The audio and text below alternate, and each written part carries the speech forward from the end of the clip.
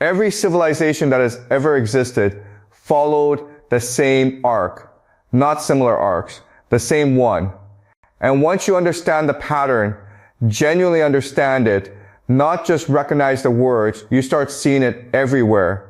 In the news headlines, in the political rhetoric, in the economic data, in the way your government talks to you versus how it talked to your parents' generation. The framework I'm going to walk you through today doesn't care about ideology.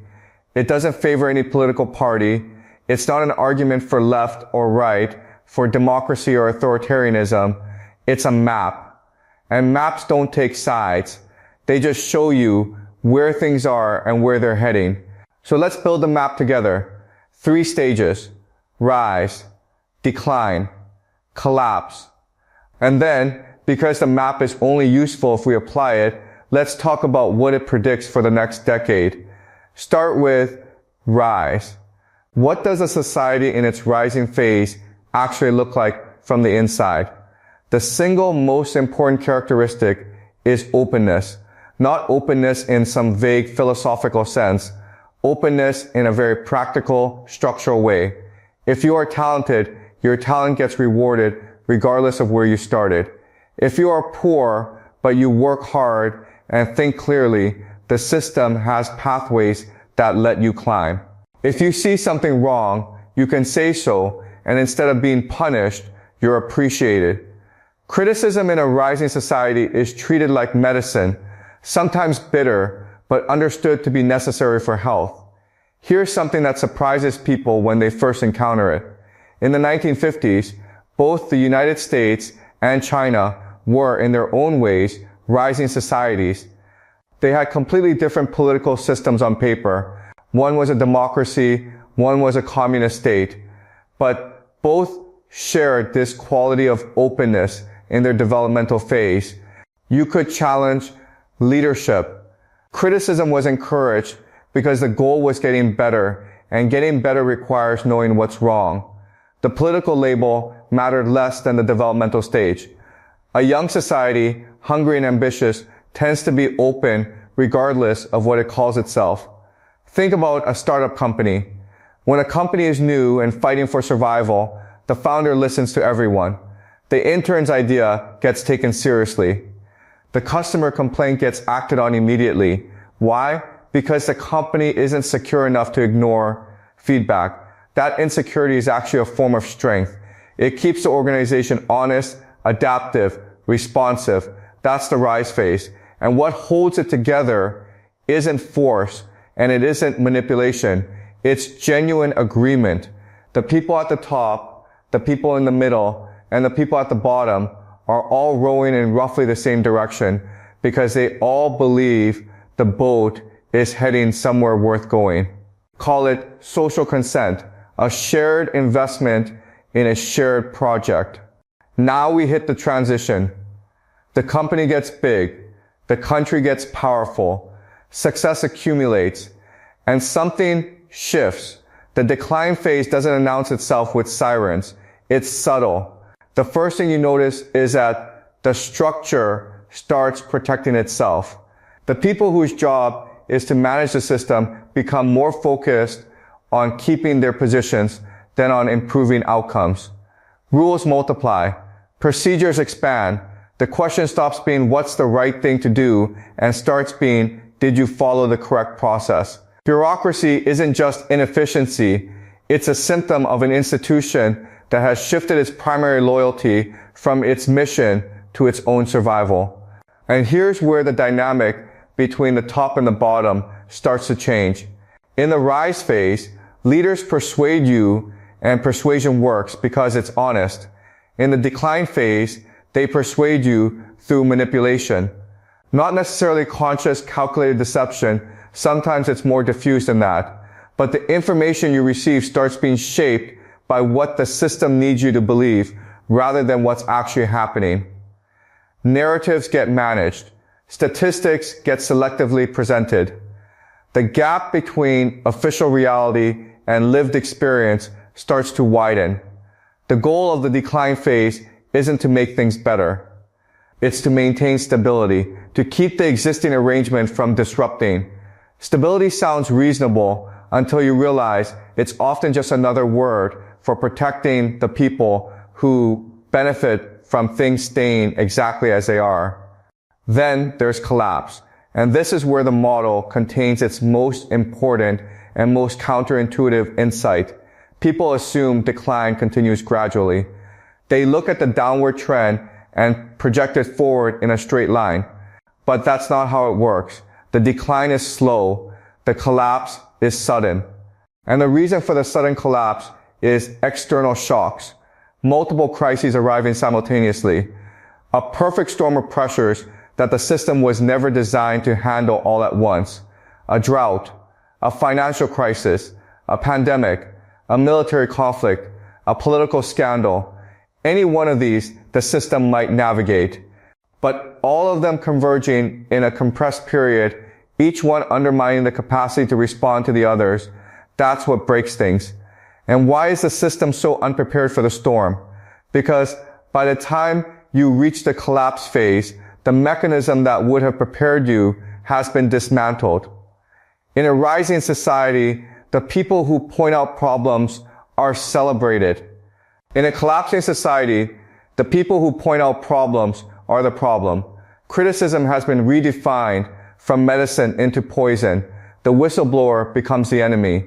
The analyst who publishes uncomfortable data becomes a threat to national security. The journalist who asks inconvenient questions gets labeled a foreign agent. And so the perfect storm arrives, and nobody in the decision-making structure has accurate information about what's actually happening, because accurate information was systematically discouraged for years before the crisis came. The collapse isn't just a failure of resources or military strength. It's a failure of knowledge, specifically the knowledge that only comes from people who are genuinely free to tell you things you don't want to hear. The decline phase runs on deception. The collapse phase runs on coercion, raw force, because manipulation has stopped working and consent was abandoned long ago. You do what we say because we will make you. And everyone knows, including the people issuing the orders, that this is not a stable foundation. It's a countdown. Now apply the map. What does it tell us about the next 5 to 10 years? Maybe extending out to 20. The first thing the model predicts is a measurable contraction of democratic freedoms across the Western world. This isn't about one election or one administration. The model says that as societies mature and move from rise toward decline, the structural pressure is always toward more bureaucratic control and ultimately toward more authoritarian management. You can see the early signals right now. The increasing use of executive authority to bypass legislative deliberation, the narrowing of the range of acceptable public debate, the expansion of surveillance infrastructure, the growing alignment between government communication and media messaging. None of this is unique to one country. It's a pattern playing out across what used to be called the free world. The second prediction is economic deterioration. And the mechanism here is important to understand. Economic vitality isn't just about capital and technology and labor supply. It depends on people believing the system is fair enough to be worth investing their effort in. When that belief erodes, when people at the bottom look at the structure and conclude that working harder won't actually change their position, the engine loses power. Participation withdraws. Productivity stagnates. The informal economy expands as people route around formal structures they've stopped trusting. Third, and this follows directly from the economic pressure, is mass migration. When the productive capacity of a society declines and the leadership still needs the economy to function, one solution is to import labor from societies that are still in earlier developmental phases, places where ambition is still hungry and mobility still feels real.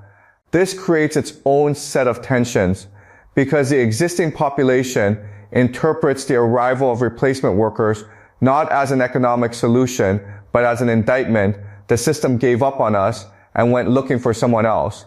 That interpretation, right or wrong, generates political energy that is very difficult to manage. Fourth is internal conflict. Not metaphorical conflict, actual social fracturing, community against community, identity group against identity group, the kind of friction that occasionally turns physical. This is what happens when the shared investment in a common project collapses. When people stop believing they're in the same boat, they start treating each other as competition rather than community.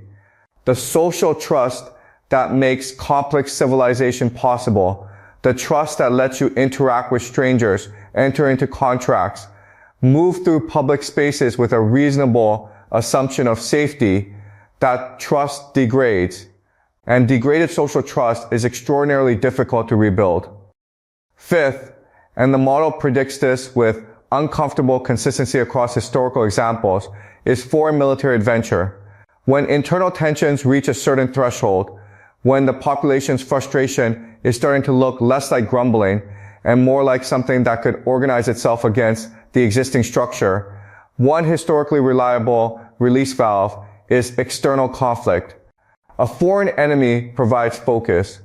Patriotism temporarily papers over class divisions. The young men and women who might otherwise be directing their frustration inward get directed outward instead. Wars have always served domestic functions that nobody in official positions talks about in official settings. These 5 developments, the erosion of democratic freedom, economic contraction, migration pressure, internal conflict, and foreign military engagement, don't necessarily unfold in a clean sequence. You may be watching several of them simultaneously right now if you know where to look. And the model doesn't tell you this is inevitable in some fatalistic sense. Models are tools for understanding, not prophecies carved in stone. What the model actually offers is something more valuable than prediction. It offers a diagnostic framework. If you understand which phase a society is in, you understand what kinds of interventions are still possible and what kinds have already become unavailable. You understand why the same reform proposal that works brilliantly in a rising society fails completely in a declining one. The social infrastructure that reform depends on has already been eroded. The most important thing the model tells us is this: the societies that successfully navigated decline and either reversed it or managed the transition without catastrophic collapse were, without exception, the ones that maintained some channel for honest critical feedback even when everything else was degrading. Not because criticism is morally virtuous, but because it's informationally essential. You cannot navigate a storm you're not allowed to acknowledge is coming. That's not a political argument. It's a systems argument. And it applies regardless of what you believe, who you voted for, or what flag you grew up under. The map is the map. What you do with it is up to you.